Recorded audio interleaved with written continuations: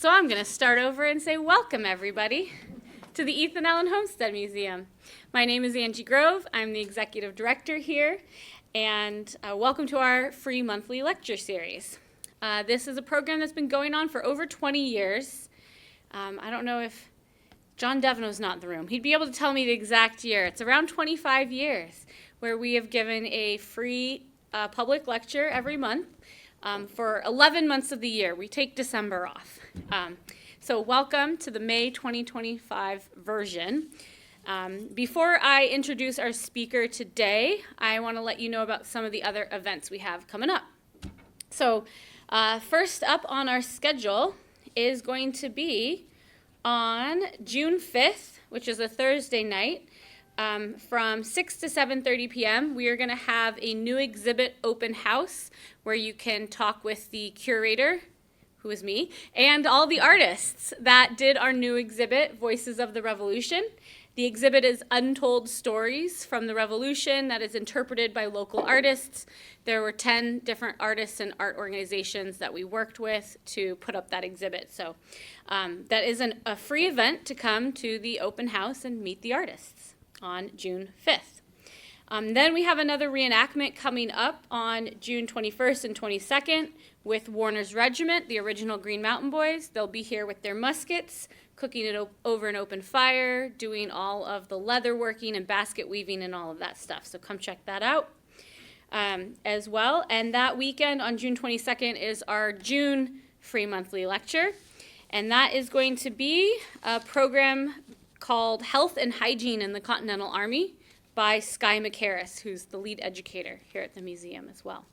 And she's been doing reenacting for about a decade, so she's very well versed in the hygiene needed when you live under a tent on the march with the militia.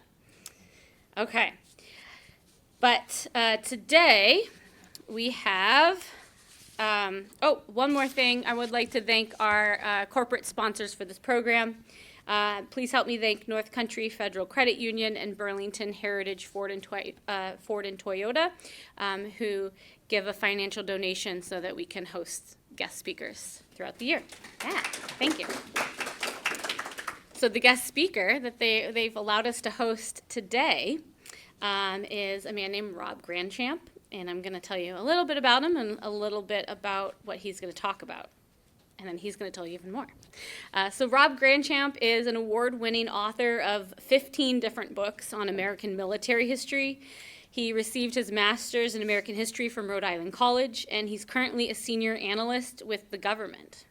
Rob is the past master of the Mansfield Lodge in Jericho, and that's also where he lives with his wife Elizabeth and their children Addison, Mackenzie, and Sawyer. Today, Rob Grandchamp is going to be talking about the Masons here in Vermont, or more particularly the people who tried to get rid of the Masons here in Vermont.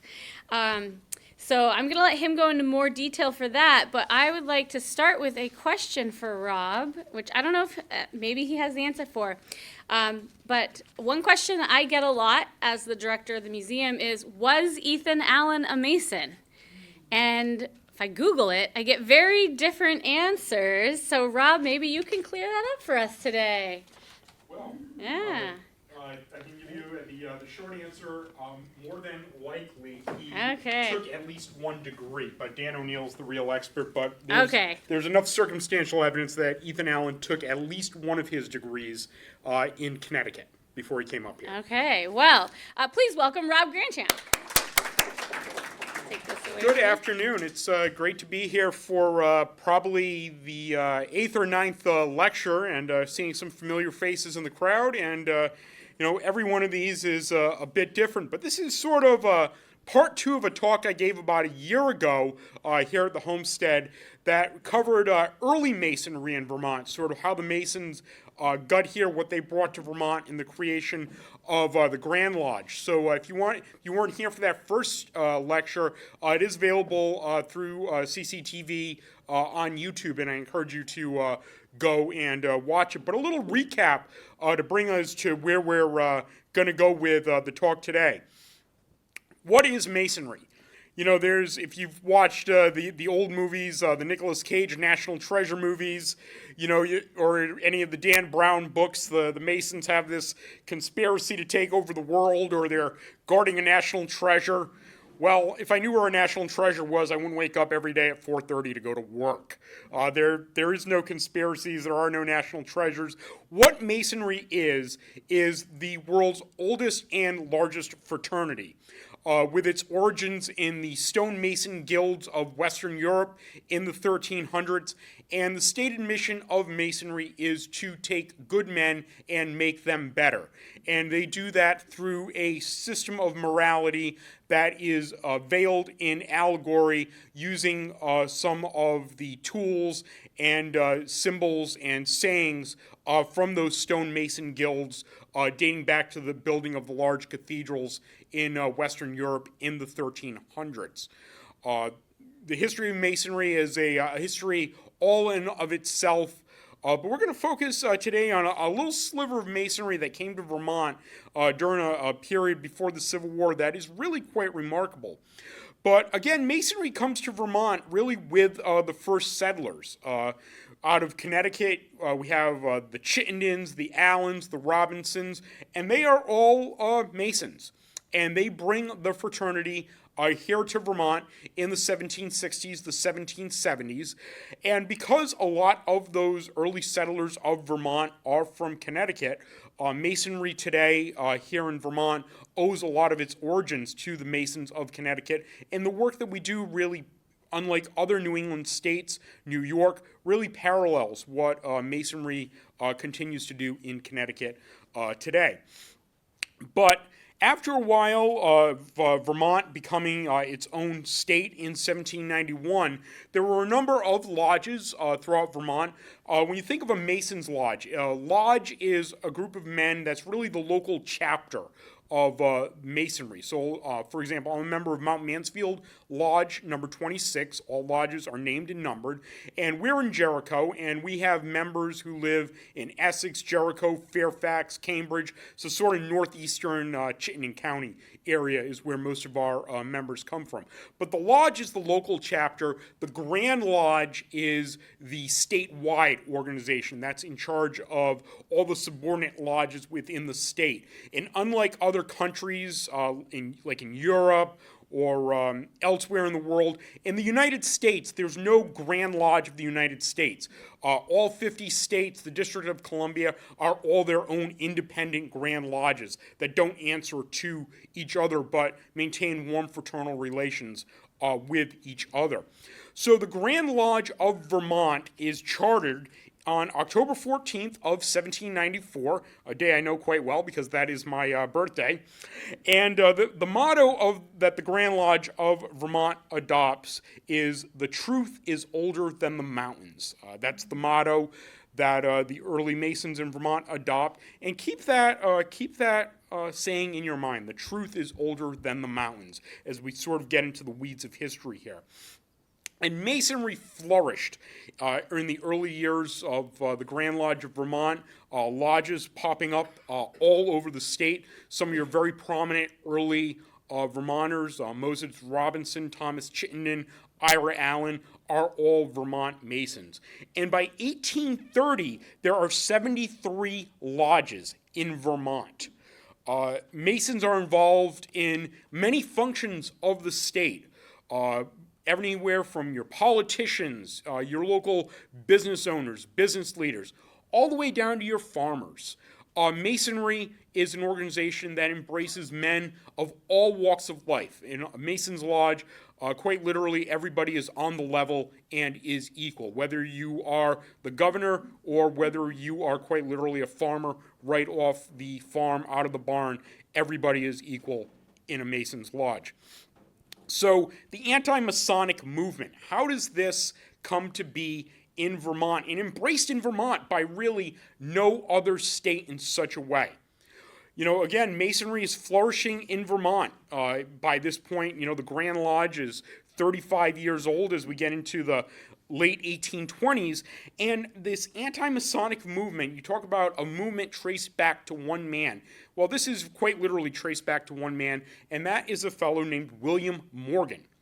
And William Morgan is one of those figures in history that he starts a movement, but trying to get good facts about his life is almost impossible. There's so much mythology, so much information that has popped up over his years that has never been substantiated. We do know that he's born in 1775 around the Culpeper, Virginia area, sort of Piedmont, central Virginia. Morgan claims that he served as a captain in the War of 1812 with a Virginia militia unit, but there's really no evidence that he was a veteran of that war. By trade, he is an operative Mason, somebody who's a real Mason, a bricklayer.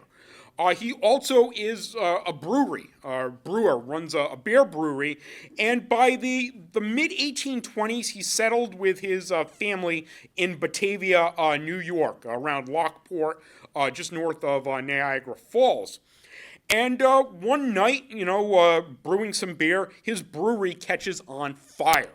And William Morgan is quite literally left destitute and penniless. His entire life savings was in this brewery, and when it catches fire, he needs to make some money.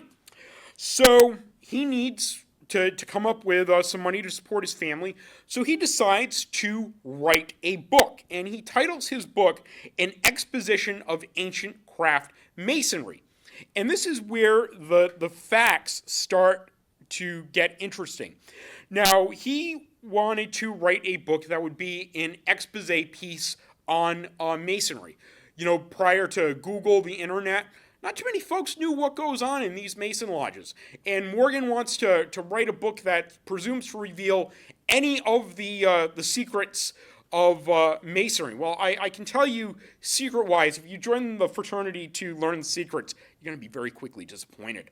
The secrets of Masonry, quite literally, the biggest secret is there is no secret. The best part about Masonry is the brotherhood. It's the men that you have a meal with, that you take part in the meetings with. But, Morgan, he decides to write this book. Now, was William Morgan a Mason? This is one of those interesting things. Historians have scoured the records of American Masonic lodges from the period. There's no record of William Morgan ever taking any Masonic degrees in the United States. Historians have looked for that information for years. There's no information William Morgan was ever made a Mason in the United States. Now, living in Western New York, he might have taken at least one degree in Ontario, in Canada. But again, there's no information. Was William Morgan even a Mason? If he presumed to write what's going to be this scandalous book about Masonry, we have no idea, was William Morgan even a Mason? But the idea of writing this book catches the attention of a few local brothers in the local lodge in Batavia. And, they hear about the book that he's going to write, and they go to Morgan saying, you really shouldn't write a book about Masonry, telling what goes on in here. And they ask him, please don't publish this. I should add that this was never authorized by any lodge in New York. This was individual Masons going to Morgan asking him not to write this book. Well, Morgan, again, his business burned to the ground, literally. He needs the money. So the book is all set to go to print. Book is all laid out. If you've ever seen an old print shop with the workable type, the book is all set to go to print. Well, quite literally the night before the book is set to go to print, once you know, the print shop is ransacked. And the completed plates of the book and the manuscript are destroyed. Presumably by local Masons, men who are real Masons, who asked Morgan to not write this book. But on September 11th of 1826, William Morgan is arrested by the sheriff of Niagara County, who is a Mason, and he's arrested for really a minor issue. He owed a small debt to someone that he hadn't paid off because his business had been destroyed. And so Morgan is thrown in jail for a few nights, and voila, the debt is paid off by somebody. But he's released on September 14th of 1826, and a few hours later, William Morgan simply disappears. He was last seen alive being rowed across the Niagara River in a rowboat to Canada. The rowboat was being rowed by some Masons. So this is where things get very interesting, because just about a year later, in October of 1827, a body washes up in Lake Ontario. And through certain papers on the body is unidentifiable, if you can imagine being in the water for that time. Through certain papers on the body, it's presumed that this is William Morgan. And remember, he was last seen in a rowboat going across the river, being rowed by some Masons. Well, this gets picked up by the local paper. And in 1828, 4 Masons, including that sheriff, are arrested, and they are put in jail for 2 years for kidnapping William Morgan. But William Morgan is never seen alive again. And this story of Morgan's disappearance really quickly blows up into atomic proportions.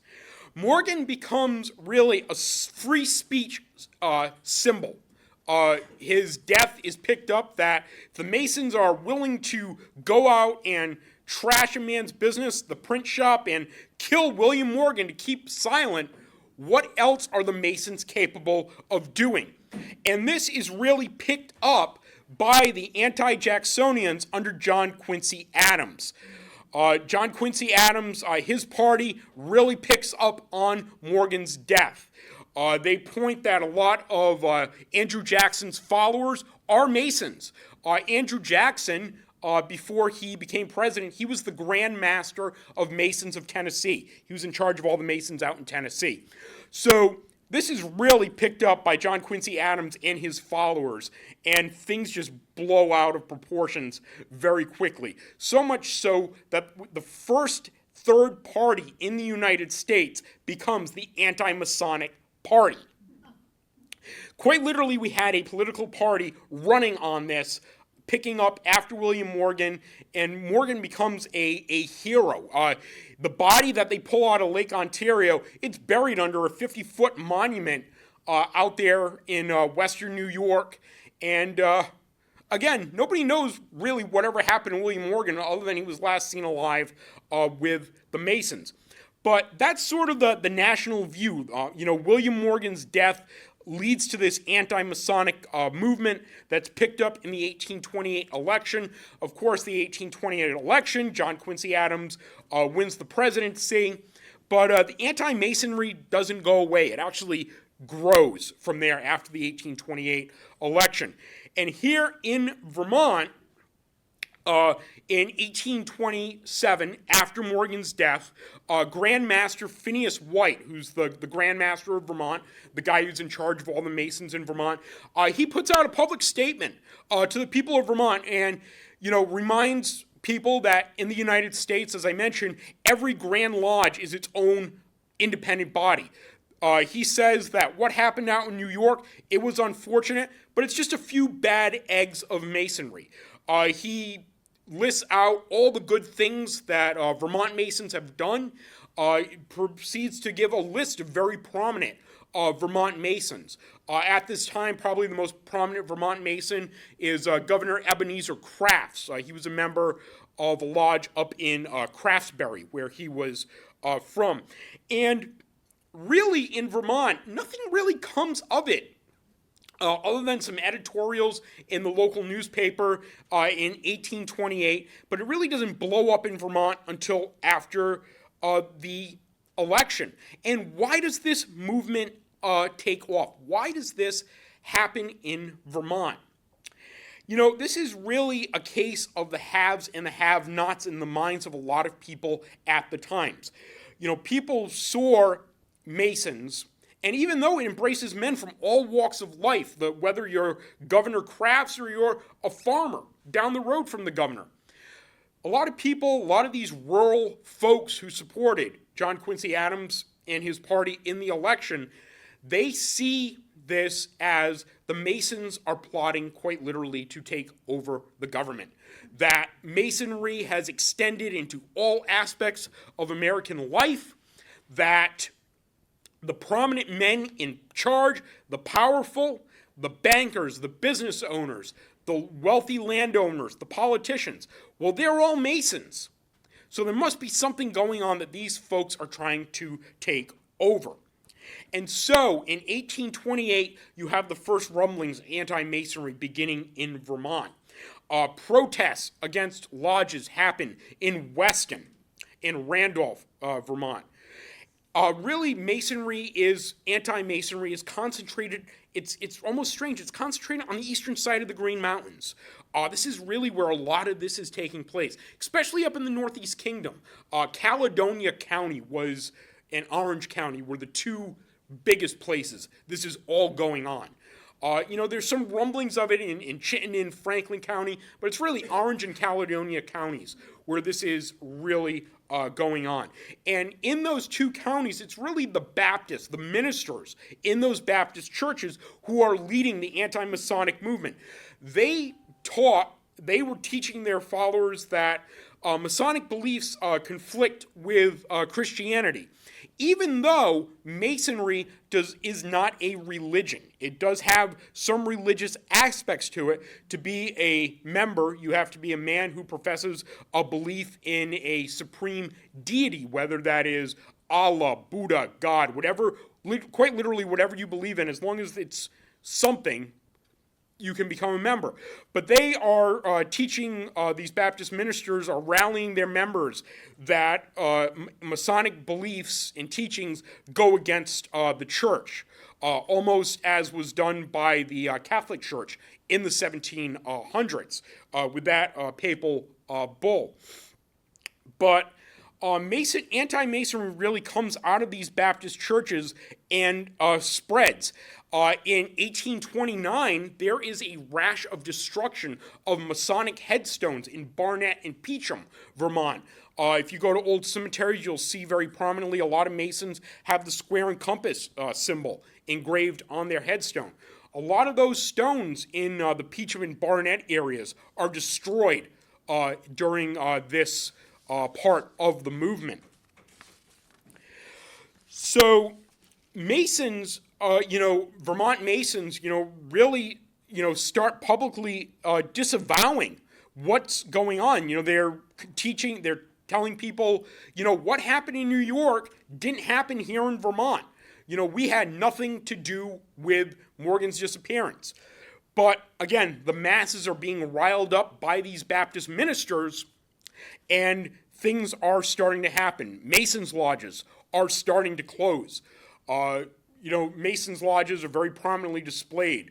Quite literally, brothers are taking down the signs. They're taking things out of the lodges, hiding them in their barns, in their basements, because there quite literally is a fear that violence will come to Vermont. Out of all the research I've done on this project, outside of those destructions of those headstones up in Barnett, Peacham area, there really is no physical violence that takes place against Vermont Masons. Their buildings are not destroyed.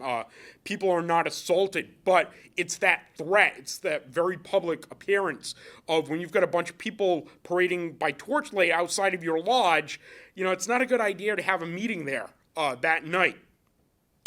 So in 1828, again, the Anti-Masonic Party comes into being, and in 1832, they're going to nominate United States Attorney General William Wirt for the presidency. He's going to win nationwide 8% of the popular vote. He's also going to get, the only state he will carry will be Vermont. He will get all 7 of Vermont's electoral votes. Yes, back then we actually had more than 3. We had 7 electoral votes in that election. Vermont, though, the legislature, the state house, the state senate is inundated with anti-Masonic party members. From 1831 to 1835, William Palmer of Danville is the governor of Vermont, and he's elected on the anti-Masonic ticket. 4 of our United States representatives from this time are elected on the anti-Masonic ticket. Now, the anti-Masonic party is one of those just fleeting things in American history, because by 1836, it's over. The party that had come together after Morgan's death splits up over the issue of slavery.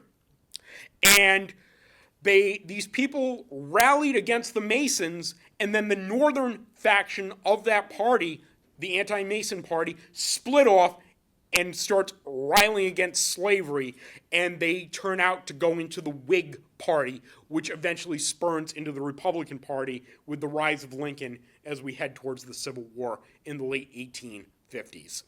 So anti-Masonry, it only exists for just a brief moment in time, but what a brief moment in time it was. The Northeast Kingdom, Orange, Caledonia counties, that's where this really comes out of, and it spreads like wildfire throughout Vermont. You can imagine back then in those days, we don't have the internet, we don't have telephones. It's through these fiery newspaper editorials. The North Star, a newspaper out of Danville, is really the fire-breathing organ of this whole thing throughout Vermont. And you read the editorials of the North Star at this time, and it's just amazing, the calling for the absolute destruction of Masonry in Vermont. But this leads in 1829, Philip Tucker, who's the Deputy Grand Master of Vermont, to write a pamphlet. And the Grand Lodge of Vermont publishes almost 4,000 copies of this 10-page pamphlet to be sent through to a lot of people in Vermont to tell them about what Masonry is. And one of the things that Brother Tucker writes is, as Masons, we have been charged with being an accessory to the abduction of William Morgan, with shielding Masons from just punishment for crimes that may have been committed by them, with exercising influence through the Masonic character over the legislative, executive, and judicial branches of Vermont government, with tampering with juries, with exerting an influence for political preferment of members of the order because of their membership in preference to others, with various blasphemous practices.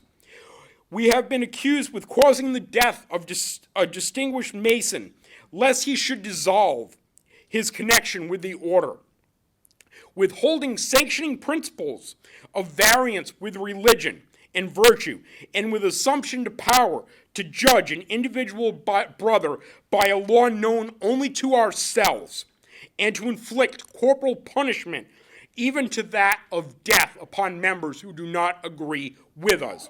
To each and every one of these charges, as men whose characters are known in this community beyond reproach, and who rely upon accountability, we make this reply. In the most solemn manner, we positively affirm, as each and every one of us we are acquainted with, in no way did we sanction or authorize any of these principles of practices, which all or each of them include in the above. So quite a powerful statement by the Deputy Grand Master, saying we had nothing to do with this. Just let us get on with making good men better. Well, even though those 4,000 pamphlets went out, really makes no difference in Vermont. Tucker's appeal really falls on deaf ears. People continue to embrace the anti-Masonic movement, and a lot of Mason lodges start closing down throughout the state. Remember, when this started, there were 73 of these lodges in every part of Vermont. But one by one, those lodges, especially up in the Northeast Kingdom, start closing down very quickly because of what is going on. Now, every year, Masons in Vermont in June, the date has changed over the years, but it's now in June, we host something called the Grand Lodge, which is a statewide meeting of all Masons in Vermont where we get together to discuss things, to vote on different things. And in July of 1831, Grand Master Haswell calls a special convention of Grand Lodge to discuss actually shutting down the Grand Lodge of Vermont, permanently disbanding it. And only 39 of those 73 lodges are represented in that 1831 meeting. And Haswell addresses the members present. And he says, Masonic lodges have existed in Vermont for nearly half a century. They are older than our state government. We have existed as a Grand Lodge since the year 1794, a period of some 37 years. And what have Masons in Vermont done that this widespread ruin should visit us? We have made repeated and solemn appeals to our fellow citizens, our neighbors, and those endeared to us by the most solemn ties of kindred and fellowship. In return, we have been met with reproach and persecution. In return, we have met with our rights as Masons, our rights as freemen abridged, and our characters trampled upon. What shall now be done? Will you permit me to answer the question? Breast the storm, brothers, and when the calm secedes, and the moral ruins shall be made right, an injured and insulted public will reinstate our rights and visit the despoilers with infamy and disgrace. So Grand Master Haswell puts the vote to the brothers present in July of 1831. Are we going to disband the Grand Lodge of Vermont? The vote is 99 to 19 to keep the Grand Lodge going. So those 99 brothers who showed up to support keeping the Grand Lodge of Vermont going quite literally saved the organization that continues to make good roads in our communities to this day. Again, the North Star newspaper up there in Danville, they're publishing some really rile commentaries saying Masonry must be annihilated. The temples must be destroyed. They see a parade of Masons on the street in Montpelier and insult them in their small costumes and gaudy outfits. They publish lists of members of the community, businessmen, who are believed to be Masons, and telling people to boycott their businesses. Telling folks, some of the state representatives who are still Masons and in power, trying to get them voted out. So again, that North Star newspaper does a lot of damage to Masonry in Vermont. By 1833, there's another vote by Grand Master Haswell to disband the Grand Lodge of Vermont. But again, it is upheld by a large margin to keep Masonry alive in Vermont. But by now, in 1833, there are only 10 lodges active from that 73, from just a few years earlier. Grand Master Haswell issues notice to members to meet discreetly. Stop hosting meetings in your lodges. If you're going to gather, meet in small groups, in the woods, in barns, in attics, trying to keep the public away from what we are doing. And in that 3 years later, however, as anti-Masonry is already moving out the door, as the party is already fractured over the issue of slavery, the damage has already been done here in Vermont. 1836, Grand Master Haswell issues an edict that suspends the meetings of the Grand Lodge and meetings of subordinate lodges in Vermont as a whole. He says that until the craft shall gather again, all officers will remain in their chairs, and we will rise out of these ashes. Brothers are instructed to carry on the ritual work. The ritual work that's done, only one copy of that was ever written down. It's passed from word to mouth.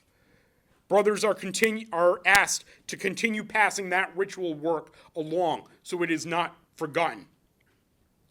Only one lodge continues to meet in this period after 1838. That's Missisquoi Lodge, number 38, up in Berkshire. And they are the only lodge during this period that continues to meet to carry on Masonry in Vermont. But as now the 1840s come around, sort of progressing, now with the era of American expansion, manifest destiny, Masonry is starting to get a resurgence. What had happened in the late 1820s, the early 1830s, is quite literally almost forgotten. And so Haswell, who's still the Grand Master, he was Grand Master for, I believe, 20-something years. Today it's only a 2-year term. But Haswell and his deputy Grand Master, Philip Tucker, the deputy Grand Master is the number 2. Haswell and Tucker are directly responsible for keeping Masonry alive in Vermont as we know it today.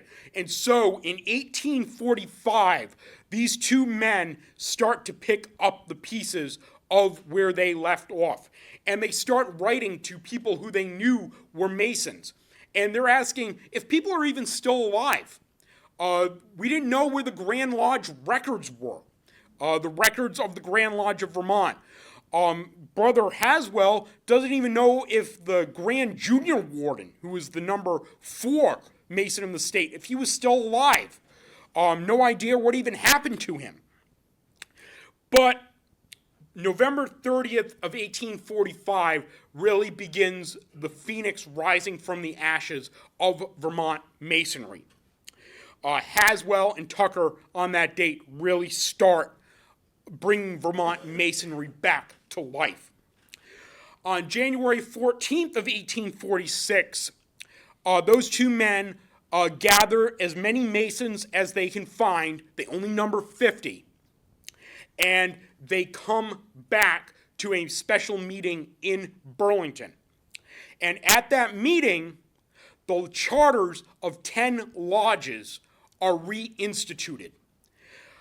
All of those brothers were from Northwest Vermont, Chittenden and Franklin counties. Lodges such as Washington Lodge in Burlington, Seneca Lodge in Milton, McDonough Lodge in Essex had kept Masonry alive underground.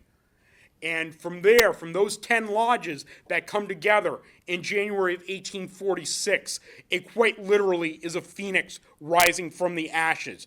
Just as quickly as Masonry almost disappeared in Vermont, by the late 1840s, the late 1850s, and especially the period leading up to and after the Civil War, Masonry flourishes throughout Vermont.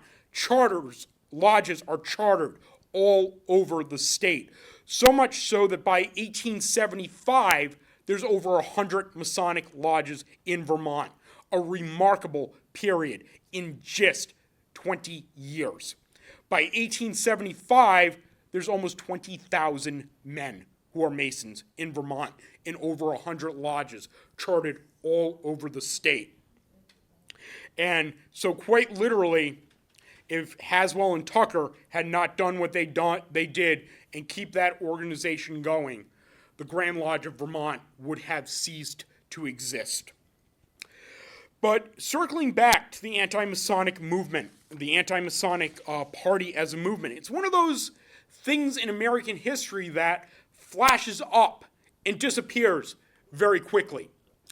And we might see that in where we are living today in the world, that these movements are but a moment of time, that they come and go with the passing of time.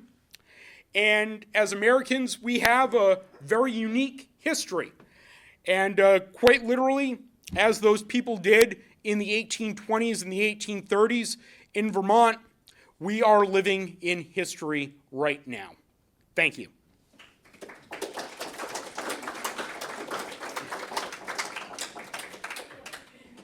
we have about 15 minutes available for questions. Yes. Yes, sir. Lodge versus temple. What's the difference? So a lodge is a group of Masons that is both a building and a organization. So like for example, if I tell my wife I'm going to the lodge, I'm going to the building. But lodge is also the group of men who are in the building. So it sort of uses both words. Temple, sometimes you'll see Masonic temple as a name given to the lodge. but it's not really a temple per se. It's just another name for the building. So if there was a lodge in a town, Yes. a group of men meeting, is it a safe assumption that they had a separate building? Yes, a lot of these buildings are, especially in the old days, are part of another building. I'll give you a perfect example up in Guildhall, Vermont, so way up in the Northeast Kingdom. A prominent gentleman up there named Benton, who was a summer resident from Boston. So Benton would go to Guildhall every summer, and the Masons up there, their lodge burned. A lot of Masons' lodges burn over the years, believe me. So Benton financed for the town a library, and the Masons' lodge is upstairs. And you'll see that in a number of Vermont towns. For example, in Stratford, Vermont, the Historical Society is on the basement, the lodge is upstairs. You'll also see a number of lodges in buildings all by themselves. In Richmond, Vermont, quite literally North Star Lodge owns the entire block. And so you have at the bottom floor, you have businesses, you have offices on the second floor, and upstairs is the lodge. So lodges come in all sorts and forms of size. The lodge in Barry, Granite Lodge, you can easily fit 300 or 400 people in that building.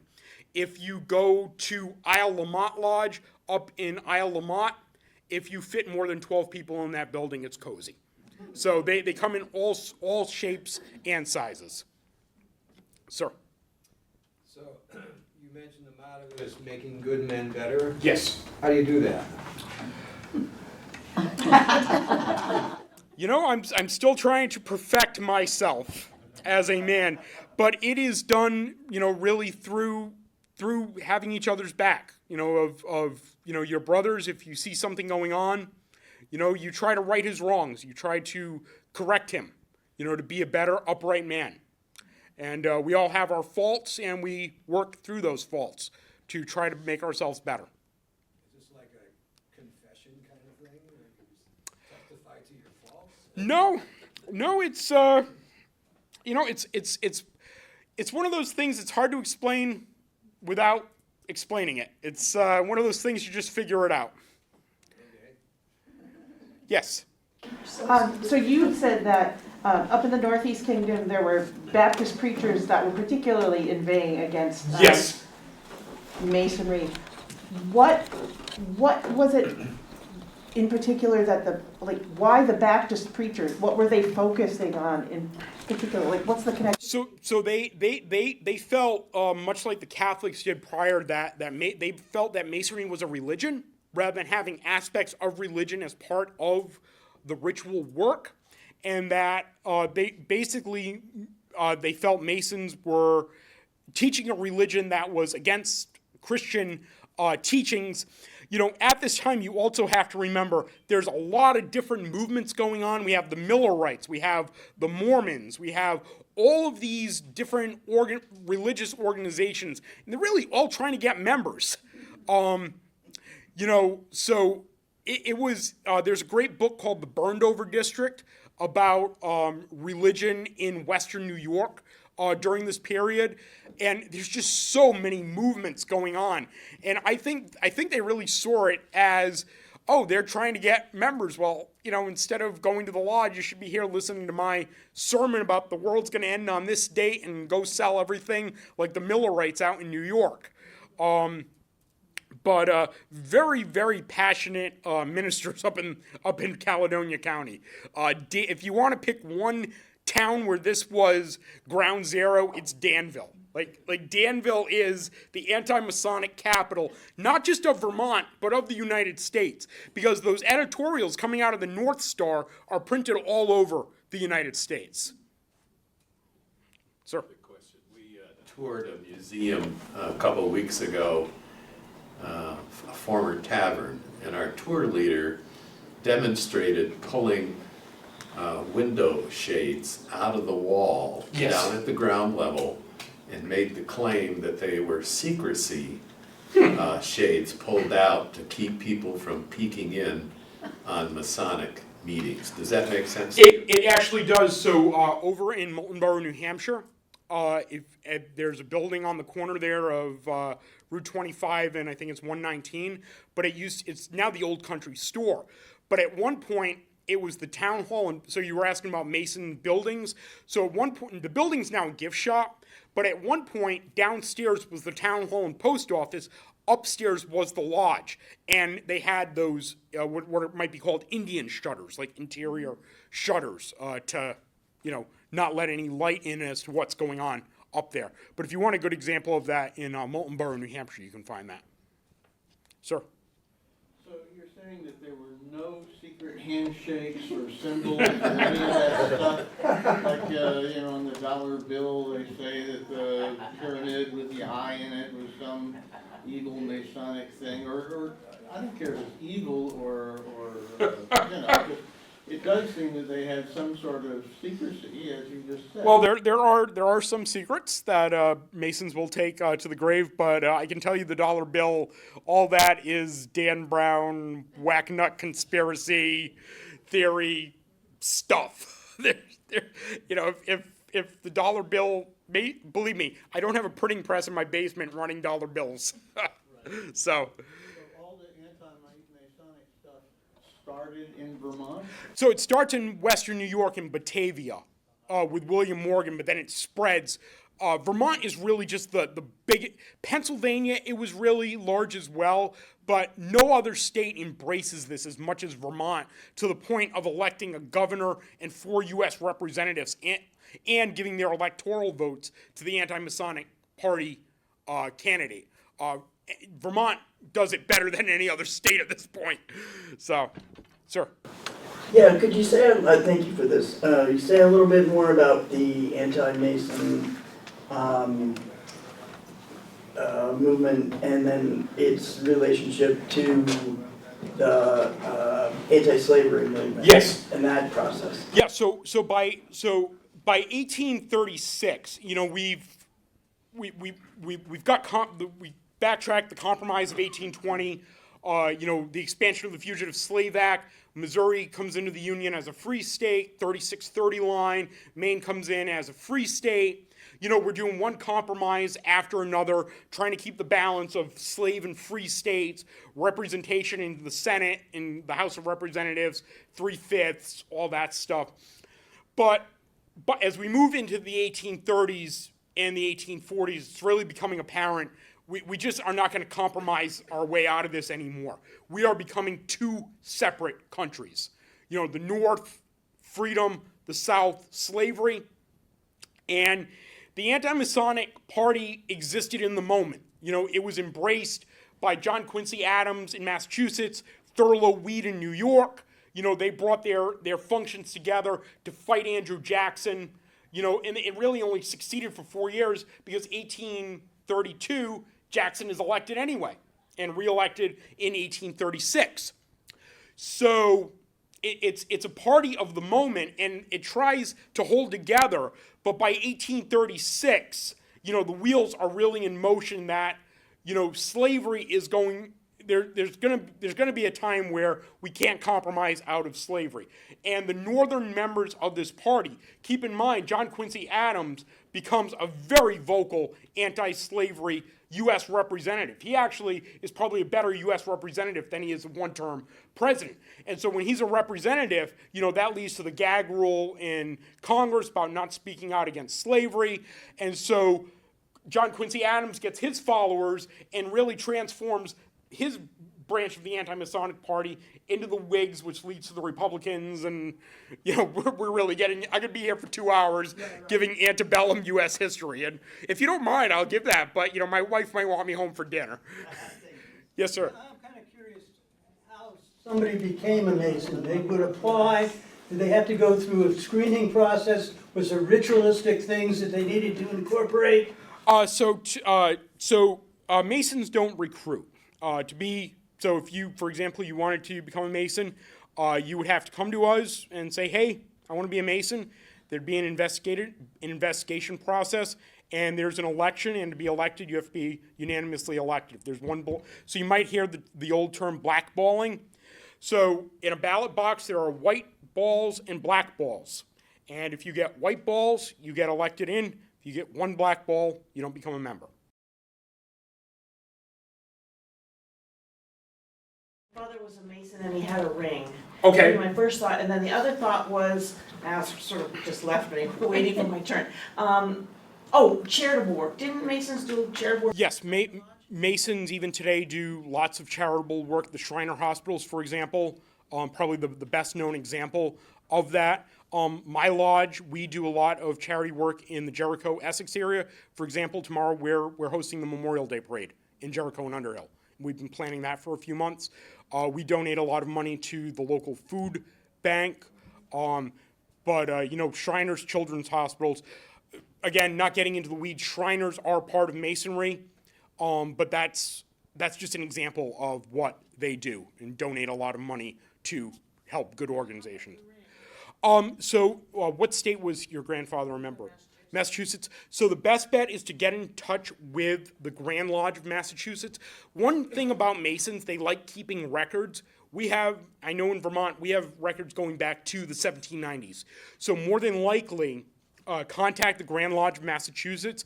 They'll be able to tell you what lodge your grandfather was in, when he became a Mason, all of his if he was an officer of the lodge. But again, every Grand Lodge is independent, so you'd have to work with the Massachusetts. Would that ring have been part of the, do Masons get rings or do they? You have to buy it. You have to buy it. When I got married, I decided to just use my grandfather's wedding ring. So he was married for 62 years, and this has brought me 8 years of good luck. So no, we don't get given rings. Yes, ma'am, back there. Was there ever a president that was a Mason? There have been a number. George Washington, for example, Andrew Jackson, Andrew Johnson, Theodore Roosevelt, Franklin Roosevelt, Truman. Truman was Grand Master of Missouri. The last Masonic president was Gerald Ford. I believe there were 7 or 9 Masons are confirmed to be members. Yes, sir.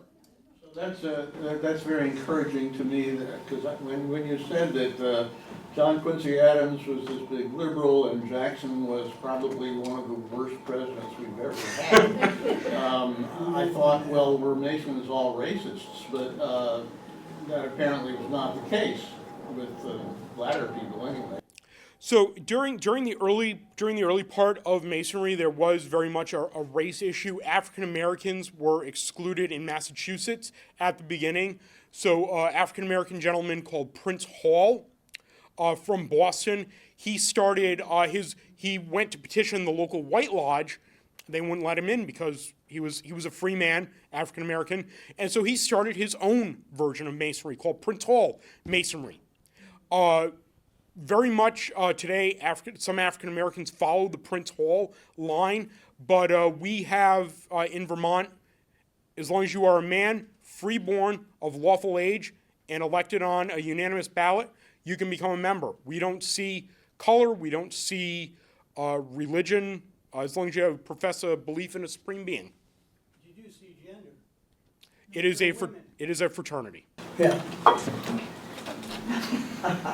I think we're gonna wrap it up. If you have any questions afterwards, I'll stick around for a few minutes before I go get my home cooked meal. But thank you so much to the Homestead, and have a good day.